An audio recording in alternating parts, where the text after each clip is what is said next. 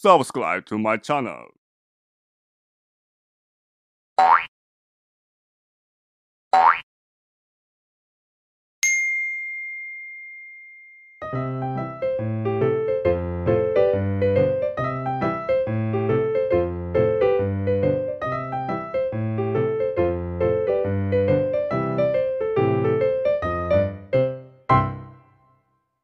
Tips mengurangi risiko tersambar petir di gunung. Yuk, Yang. Oke. Oke, yuk. 1, 2, 3. Salam Salam lestari. Shalom, sedulur DTC semua. Semoga hari ini dalam keadaan sehat, bahagia, penuh sukacita, dan selalu diberkati Tuhan. Amin. Amin. Ya, kembali lagi di Dia Tomblok Channel. Masih bersama saya Dia, Mas Bujo, Mas Alex yang baru saja keluar dari rumah sakit. Matur nuwun, terima kasih atas doa sedulur DTC semua sehingga Mas Alex sudah pulih dan sudah keluar dari rumah sakit dan bisa bikin konten lagi. Siap. Yang jenengan ngikuti RJL 5 enggak? Kadang-kadang. Kadang-kadang. Tahu ada konten RJL 5 yang 3 pendaki naik Gunung Slamet, tersambar petir, hidup lagi. Itu setelah si Naomi apa belum? Kayaknya setelah Naomi deh. Oh gitu. Heeh. Berarti peristiwanya barusan aja ya? Peristiwanya itu tahun 2016. Oh gitu ya. Oke. Enggak, belum. Coba nanti saya tak lihatnya karena sesungguhnya berita apapun tentang pendaki Gunung Slamet aku pasti tertarik gitu. Ini judulnya musim hujan 3 pendaki ini tersambar petir di Gunung Slamet. Ada sinyal ya? Udah ada sinyal kabarin bahwasanya Gitu. Dan itu sudah dinyatakan meninggal tapi hidup lagi gitu. Oh gitu. Heeh. Terus mau tanya nih yang sama jenengan nih, beberapa pertanyaan ya ini sudah tak Iya. tulis. Yang pertama, banyak nggak pendaki yang meninggal tersambar petir dari zaman jenengan suka mendaki terus sampai sekarang? Kalau pendaki yang tersambar petir itu yang aku sempat ikutin beritanya itu yang tahun berapa itu yang terjadi di Gunung Prau itu malah banyak, itu nggak cuma 3, itu lebih sekitar 7 atau berapa gitu, cukup banyak itu di Gunung Prau. Itu tok yang jenengan tahu. Kalau pas aku mendaki nggak pernah. Kalau terjadi kecelakaan itu ya kebanyakan karena hipotermia, tersesat, jatuh ke jurang, gas beracun gitu. Terus yang kedua nih, seberapa besar peluang pendaki harus berhadapan dengan hujan petir gitu? Itu akan tergantung pilihan dia soal waktu mendakinya. Kalau dia mendaki di musim hujan ya tentu saja banyak, peluangnya akan banyak. Cuman ketakutan itu seharusnya tidak menjadi berlebihan gitu loh. Karena saya kira banyak pendaki yang belum tahu cara menghitung petir kan. Petir itu kan sebenarnya antara kilat, antara cret gitu ya, sama bunyinya itu lebih sering ada jaraknya kan. Iya, cerat baru 2 gitu. Nah itu. Nah kalau kita bisa menghitung itu, kita bisa menghitung pula jaraknya. Petir itu berjarak berapa dari kita. Jadi jangan terus setiap kali lihat kilat di kejauhan takut gitu. Paham nggak maksudnya? Paham. Kalau kita bisa menghitung petir yang paling deket sama kita itu jaraknya berapa, itu kan kepanikan yang berlebihan bisa dikurangin. Gitu. Oke, Nah, aku baru tahu ini. yang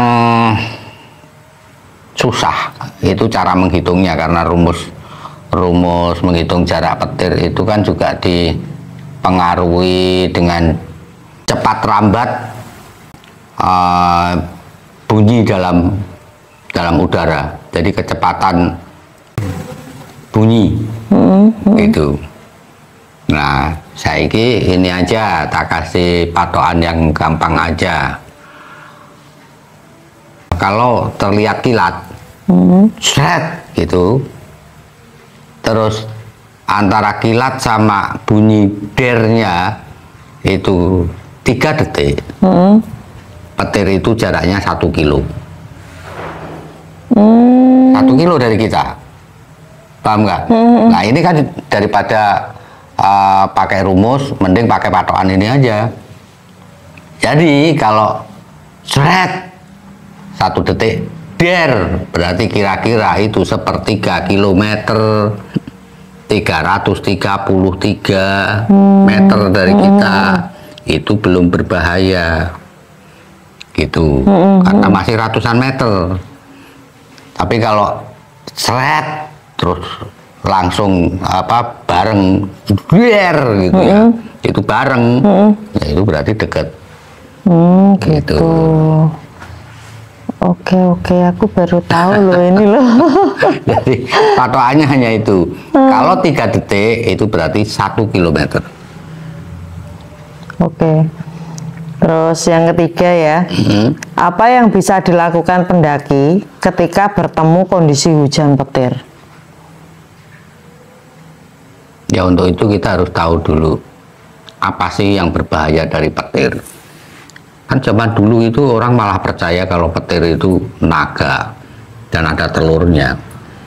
Jadi kadang-kadang kalau petir menyambar itu, kita lihat itu di mana Dicari tanah ya. yang kena petir itu. Nah, di situ nanti kalau dicari konon itu bisa menemukan batu kecil gitu, warnanya putih yang katanya telurnya petir, atau kadang juga disebut batu petir gitu. Masih ingat di Jatim dulu ada dukun cilik yang sangat viral, itu namanya Ponari itu. Nah, itu kan yang diandalkan, yang jadi andalan itu kan batu petir itu yang konon didapat dari petir itu. Gitu. Jadi orang dulu itu malah percaya bahwa petir itu ada telurnya. Oke. Nah, itu zaman dulu ya. Nah, sekarang kan kita ini sudah lebih maju, harusnya tidak berpikir secara ajib, gitu ya. Apa sih yang berbahaya dari petir? Yang nomor 1 tentu saja adalah panasnya. Jadi sambaran petir itu akan mengakibatkan kondisi yang disebut flashover. Ini agak susah menerjemahkannya. Flashover itu adalah pembakaran. Ini bayangkan sesuatu yang tertutup gitu ya, ruang tertutup. Jadi di sini ada kebakaran.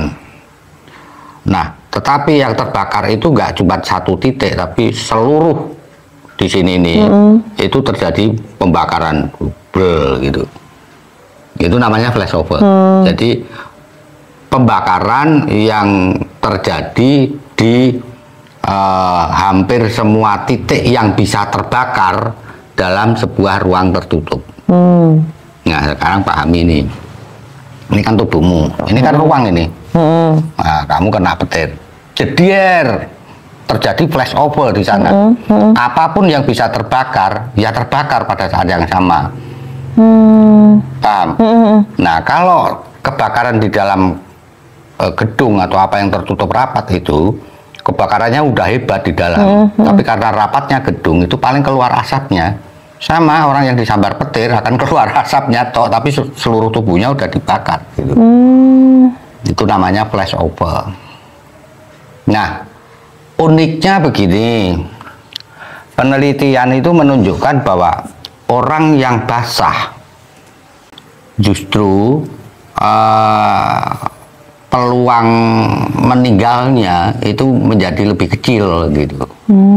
Barangkali, ini barangkali loh ya, karena saya bukan ahli fisika, barangkali ketika ini basah, si listrik ini justru mengalir dari di sini gitu loh, di permukaan, tidak banyak yang masuk ke dalam, karena sebenarnya petir itu kan tidak mencari manusia atau mencari gedung atau mencari tiang yang tinggi, mencari pohon yang tinggi, bukan, karena dia itu mencari tanah dari awan yang bermuatan positif begitu besarnya, sedangkan bumi bermuatan negatif yang begitu besarnya, karena listrik ini kan mengandung magnet. Nah, dia melompat melewati apapun yang akan mempercepat dia untuk mencapai apa yang dirindukannya, karena Tanah positif itu ya, karena positif dia merindukan negatif, kayak aku merindukan kamu kan gitu. Paham ya? Jadi tidak ada petir yang dengan sengaja mencari pohon atau manusia atau apa gitu ya. Jadi kita hanya harus berpikir secara saintifik aja, secara ilmiah gitu. Berarti kemungkinan yang lebih tinggi daripada tanah itu kemungkinan bisa tersambar karena duluan itu ya. jalan tercepatnya dia. Gitu. Paham. Terus tadi kamu tanya apa? Apa yang bisa dilakukan pendaki ketika bertemu kondisi hujan petir? Ya, yang paling bagus tentu kan pencegahan. Artinya jangan mendaki pada saat musim hujan yang apalagi berpetir, kan gitu.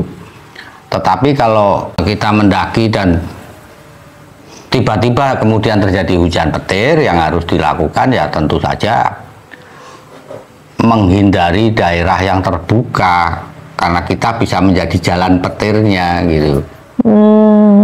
Jadi saya kok kurang setuju istilah kita disambar petir gitu. Jadi kesannya kayak petir itu jahat gitu.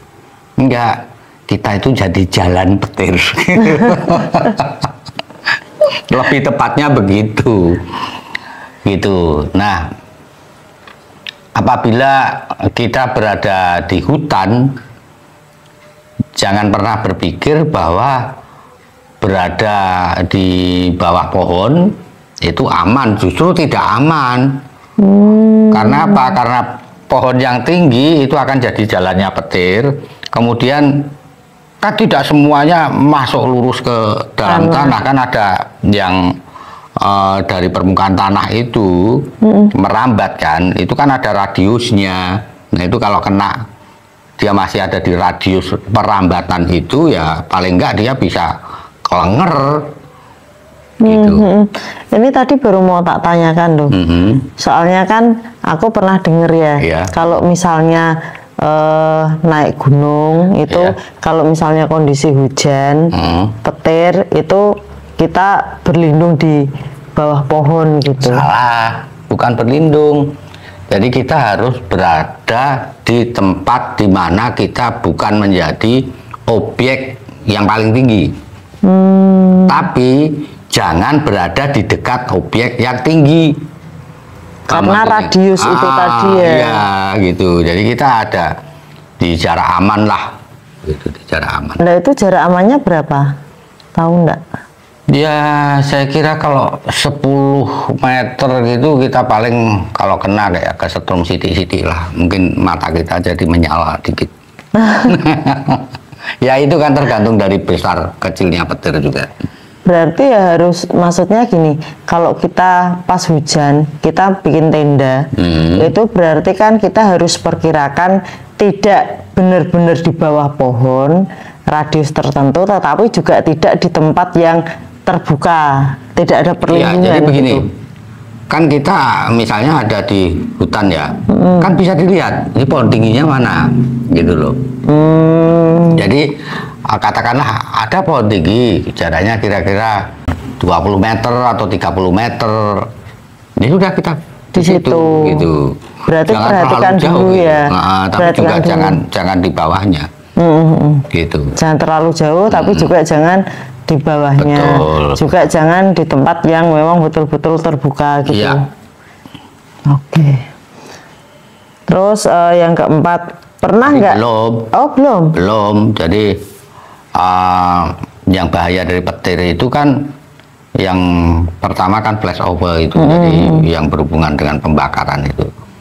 Yang kedua kan shock electrical shocknya itu. Jadi ketika jaringan tubuh kita, pembuluh-pembuluh darah itu dilewati arus yang begitu kuat, meskipun dalam waktu singkat.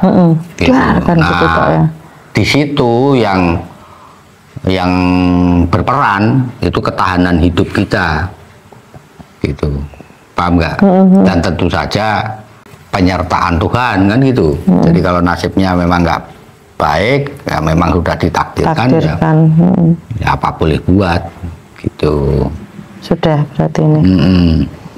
Terus yang keempat, pernah nggak mengalami kondisi hujan petir pada waktu naik gunung?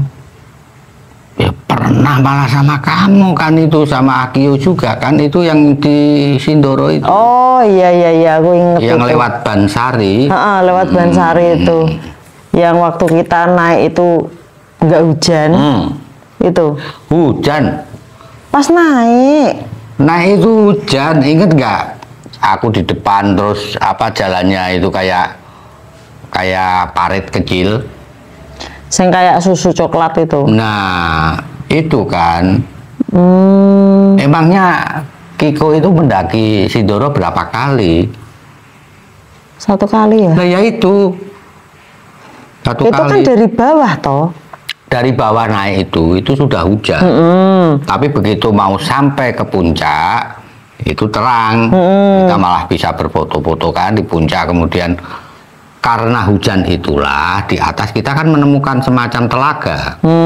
Jadi itu kawah kering, kemudian terkena air jadi kayak Ranu Kumbolo kan gitu. Tapi Berarti aku yang lupa, karena seingatku itu waktu mau summit itu kan nggak hujan gitu loh. Hujan, makanya si porter bawa Aku ingetnya itu memang mendaki waktu dari bawah itu memang hujan, tetapi pas mau summit itu kan nggak hujan, ya toh? Hujan pagi itu hujan.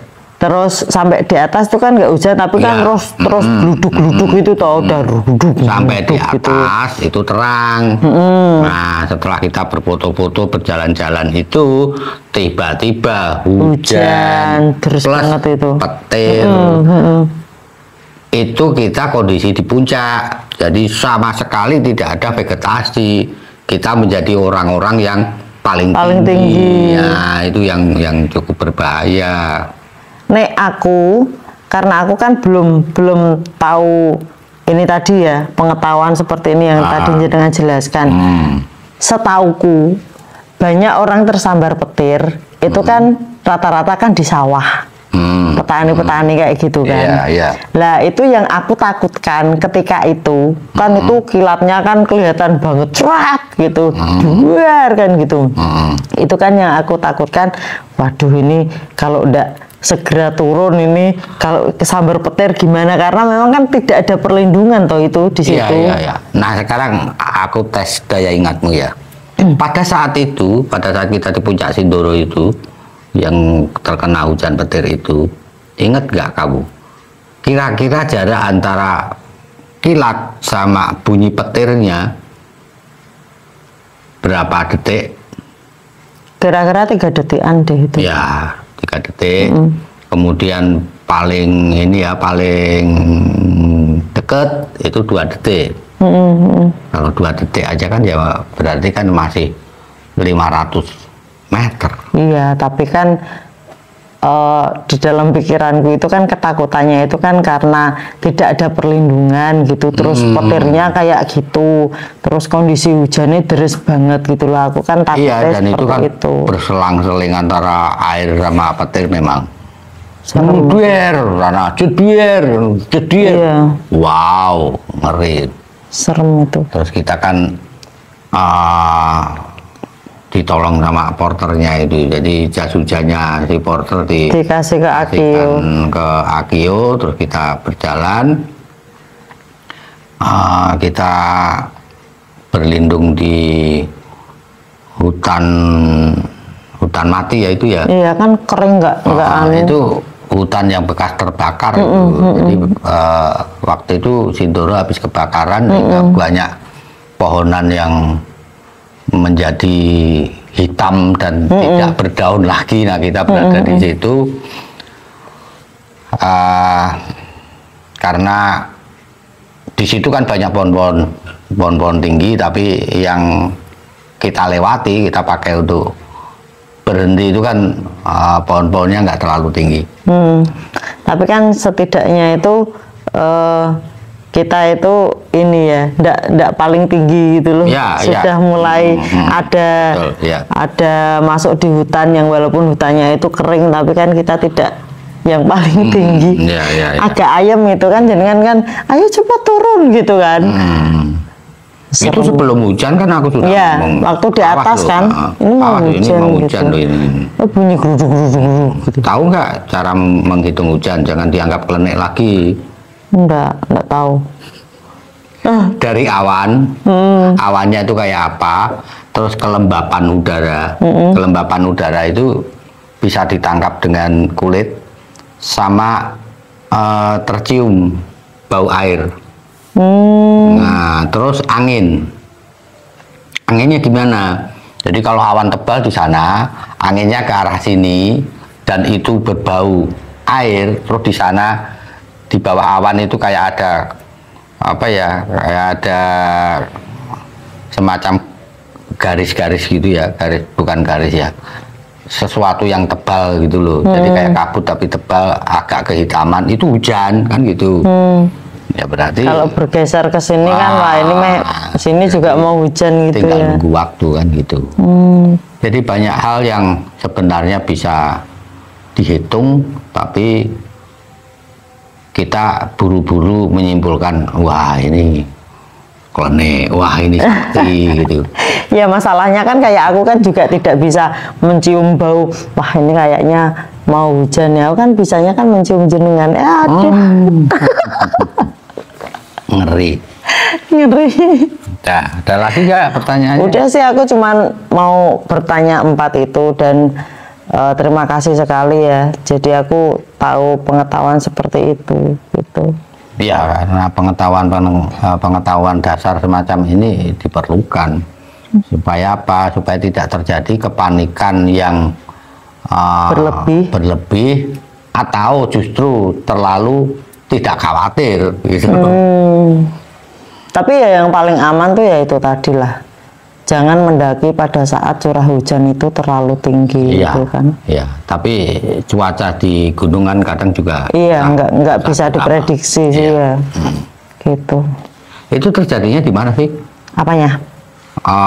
Si Gunung Slamet. Iya, maksudnya di pos 7. Oh, pos 7. Iya. Sama. Di dalam tenda itu, tendanya sampai kebakar. Oh, berarti sama juga sama Naomi ya, kejadiannya di sekitar pos 7 ya. Udah, ada yang mau ditambahin lagi tentang fenomena hujan petir ya, di gunung itu? Ya, hujan petir ini kan kemudian hanya menjadi salah satu hal yang juga harus diperhitungkan meskipun kejadiannya cukup jarang. Sebab apabila tidak diperhitungkan, tidak diantisipasi, ketika itu terjadi bisa-bisa kita nggak siap gitu. Ya, moga-moga apa yang saya sampaikan tadi cukup membantu. Ya, bermanfaat semoga ya. Gitu.